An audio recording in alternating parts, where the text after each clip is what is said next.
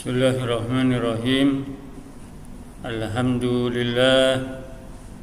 Wassalatu wassalamu ala Rasulillah Muhammad ibn Abdillah salawatuka alaihi wa ala alihi tahirin tayyibin wa ashabihil muntajabin al-mayamin. Auladi rahimakumullah. Assalamualaikum warahmatullahi wabarakatuh. Alhamdulillah wa syukrulillah. Sampai pada hari ini Allah memberikan kesempatan kepada kita sehingga kita tetap bisa beraktivitas sebagaimana biasanya. Auladi rahimakumullah, pada pagi yang penuh berkah ini Al-Ustaz ingin membahas sedikit tentang 10 adab santri terhadap gurunya, terhadap pendidiknya. Pada pembahasan yang pertama sudah kita bahas, kita masuk kepada pembahasan yang kedua. Hendaknya seorang santri memandang guru sebagai bapak rohani. Sebelum kita membahas tentang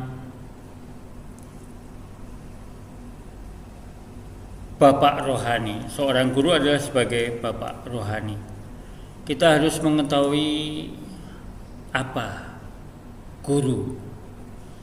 Secara etimologi atau secara bahasa, lughatan, kata guru itu berasal dari bahasa Indonesia yang diartikan orang, yaitu pengajar, pendidik atau ahli didik. Dalam bahasa Indonesia diartikan orang yang mengajar. Dalam bahasa Jawa sering kita mendengar kata guru diistilahkan dengan digugu lan ditiru. Kata digugu itu berarti diikuti nasihat-nasihatnya, sedangkan ditiru diartikan dengan diteladani tindakannya. Guru dijadikan figur teladan bagi anak didik khususnya dan bagi masyarakat pada umumnya. Guru juga bisa disebut dengan murabbi. Apa pengertian makna daripada murabbi? Murabbi sendiri dapat ditafsirkan sebagai orang-orang yang memiliki sifat rabbani, yaitu bijaksana, bertanggung jawab, dan kasih sayang terhadap peserta didik. Seorang murabbi, ketika seseorang disebut dengan murabbi, berarti dia adalah orang yang memiliki kebijaksanaan.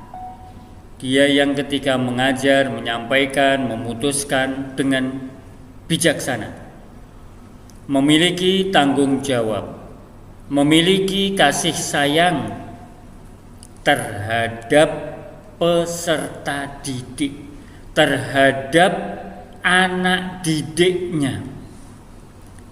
Guru juga bisa disebut dengan mursyid. Biasanya kalau mursyid ini dipakai dalam istilah Thariqah, Nasabandiyah, dan beberapa thariqah yang ada di Indonesia.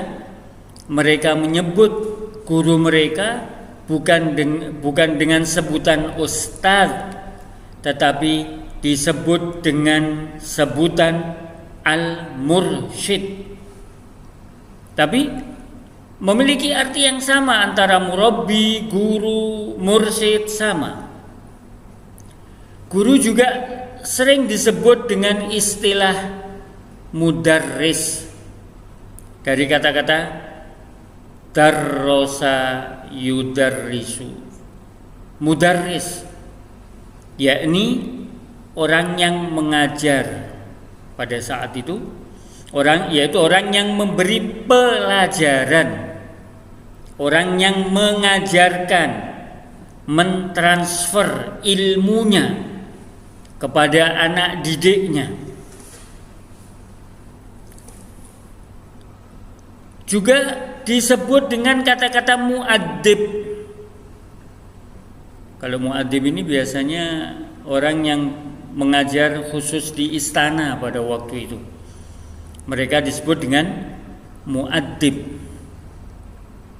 Ada lagi sebutan untuk guru yaitu mu'alim, profesor, yang dimaknai dengan orang yang menguasai ilmu teoritik, mempunyai kreativitas dan amalia. Secara terminologi, guru atau pendidik orang yang bertanggung jawab terhadap perkembangan peserta didik. Dengan kata lain, guru adalah orang yang bertanggung jawab dalam mengupayakan perkembangan potensi anak didik. Jadi perkembangan yang ada pada seorang siswa, murid, itu adalah tanggung jawab dari seorang guru yang bertanggung jawab dalam mengupayakan perkembangan anak didiknya, baik secara kognitif, afektif, ataupun psikomotor, sampai ke tingkat setinggi mungkin sesuai dengan ajaran Islam. Guru yang bertanggung jawab. Tapi sebenarnya kalau kita melihat dalam hal ini atau pada dasarnya, orang yang paling bertanggung jawab adalah kedua orang tuanya. Kenapa orang tua yang mereka sebenarnya yang paling bertanggung jawab, bukan guru?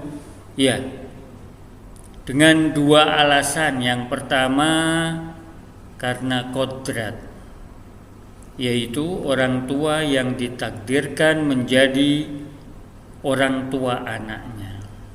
Ketika dia menjadi orang tua bagi anaknya, maka dia pun memiliki tanggung jawab dalam mendidik anaknya, dalam menjadikan anaknya manusia yang sukses. Alasan kedua, kepentingan kedua orang tua. Maksudnya, orang tua berkepentingan terhadap kemajuan perkembangan anaknya. Maka kita lihat kesuksesan yang diraih oleh anak merupakan kesuksesan orang tuanya juga. Ketika seorang anak dia bisa mencapai satu tingkatan tertinggi daripada pendidikannya, dia mendapatkan kesuksesan dalam hidupnya, maka itu tidak terlepas daripada peran orang tua, tidak terlepas daripada kesuksesan orang tua di dalam mendidik putra-putrinya.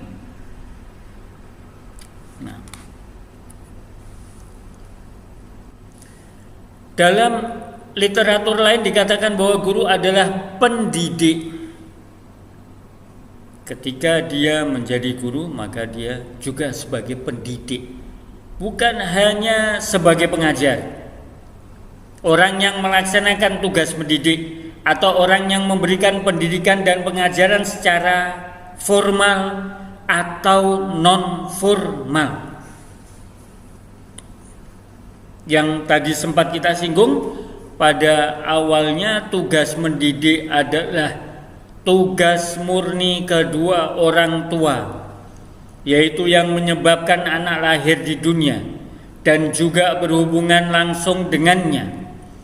Anak dilahirkan sesuai fitrahnya, tidak mengenal apa-apa sama sekali dan tidak membawa apapun kecuali sebuah perangkat yang difasilitasi oleh Allah pada setiap manusia yang terlahir di dunia.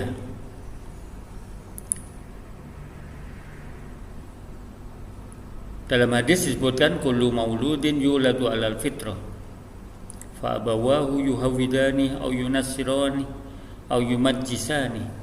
Yang menentukan arah perjalanan anak ini adalah orang tua. Pendidikan itu berkaitan erat dengan orang tua. Yang pertama kali mendidik adalah orang tua. Oleh karena itu, peran pendidikan menjadi sangat penting. Karena itu yang akan mengarahkan anak menuju kepada kebaikan. Di samping pendidikan, seorang anak juga membutuhkan kasih sayang demi perkembangan dan pertumbuhan anak tersebut.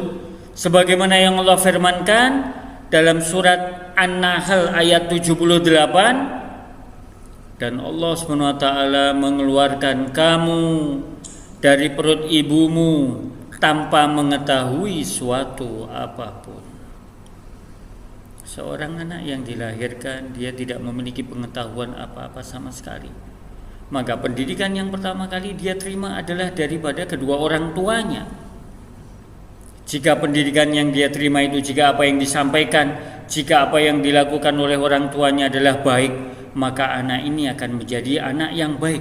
Jika apa yang dilakukan, yang dicontohkan, yang diajarkan kedua orang tuanya adalah buruk, maka anak ini bisa menjadi buruk.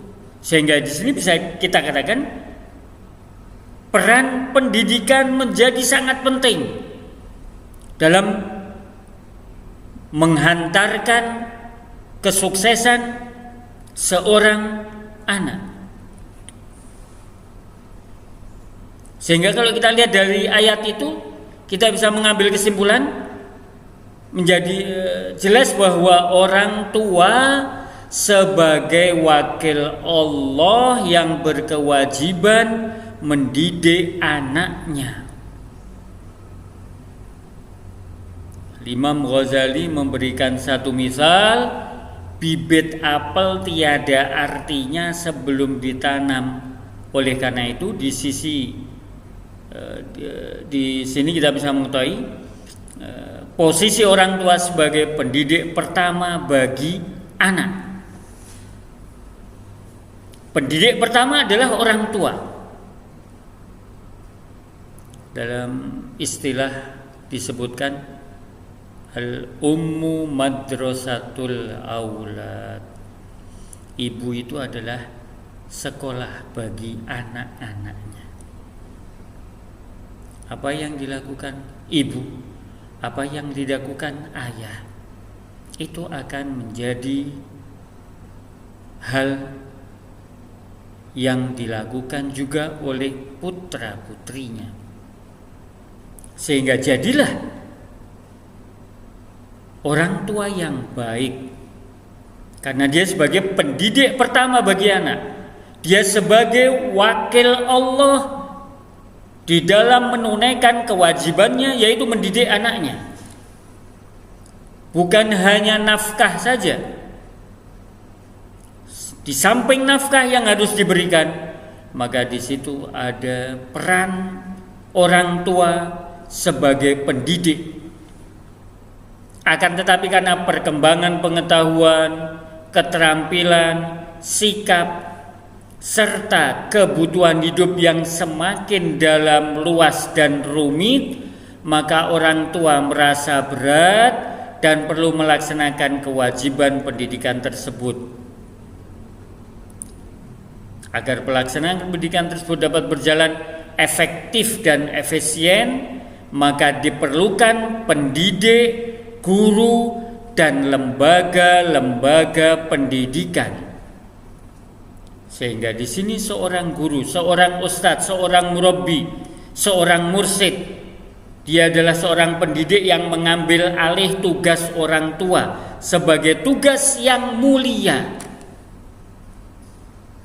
Sehingga guru pun dituntut bersikap jujur, tanpa pamrih, dan hanya mengharapkan ridho Allah semata. Dengan adanya hal-hal ini akan menjadikan apa yang dia sampaikan bisa cepat diterima oleh murid. Jujur tanpa pamrih dan mengharapkan ridho Allah dengan artian ikhlas dalam penyampaiannya. Sikap itu akan teraplikasi ke dalam proses belajar mengajar sehingga akan menghasilkan generasi yang berkualitas. Seorang pendidik yang jujur, seorang pendidik yang tanpa pamrih, dan dia ketika mengajar mengharapkan ridho Allah, maka anak didik yang dia ajari akan menghasilkan generasi-generasi yang berkualitas.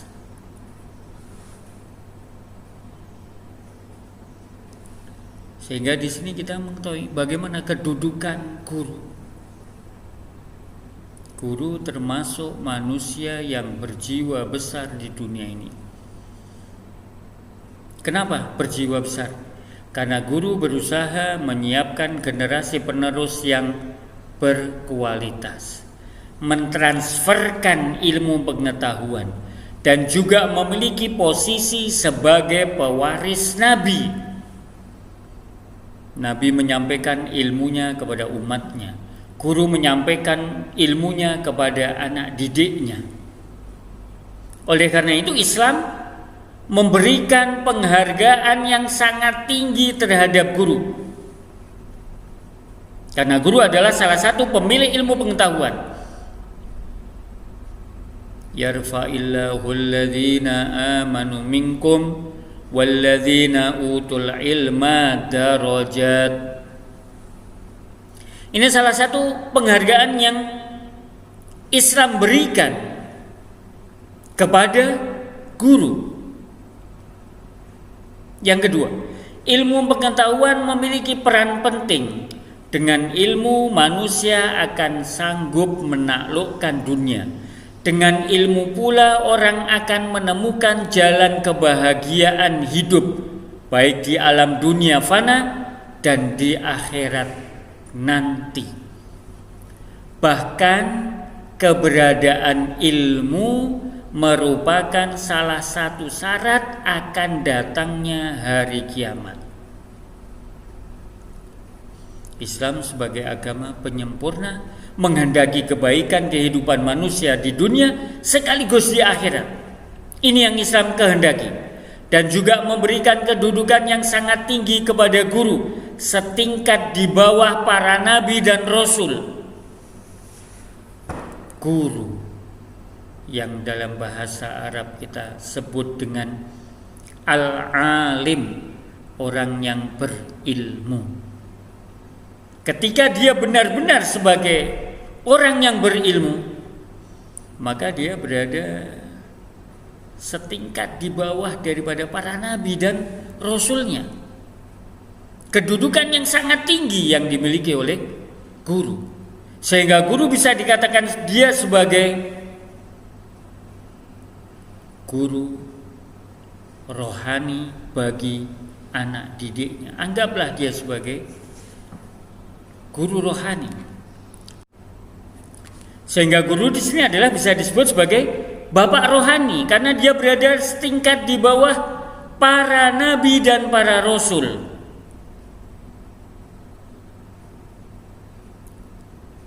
Dia sebagai bapak rohani bagi siswa-siswanya.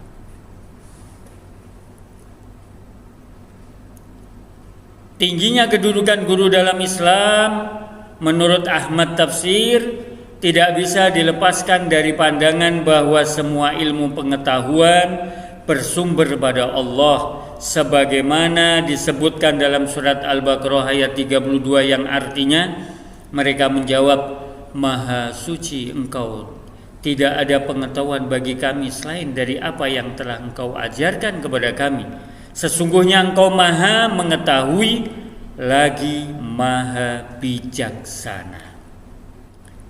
Ini mungkin yang kita bisa bahas untuk sementara ini dalam pertemuan kali ini. Auladi rahimakumullah, pembahasan ini masih belum selesai.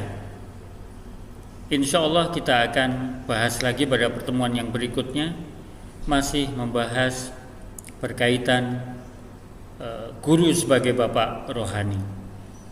Mungkin ini yang bisa Ustadz sampaikan pada pertemuan kali ini, dan mudah-mudahan apa yang Ustadz sampaikan bisa bermanfaat buat antum semua, khususnya buat Ustadz.